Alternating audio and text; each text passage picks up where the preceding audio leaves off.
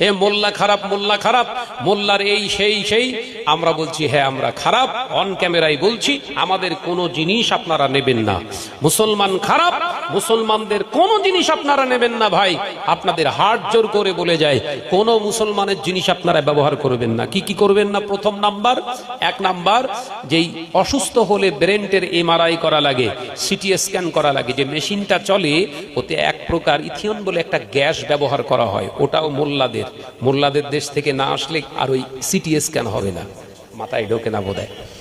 তাহলে CT scan বন্ধ, যা কলেরা ব্যামো যা হচ্ছে ভেতরে হোক, হতে দেন।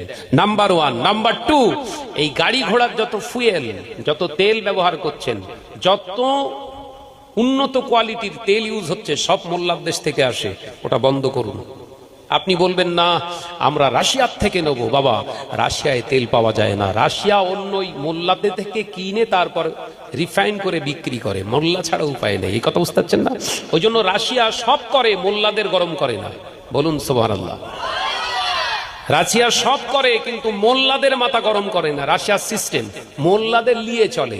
ওই জন্য পুতিন দেখলাম মসজিদ উদ্বোধন করছে, সুবহানাল্লাহ বলেন।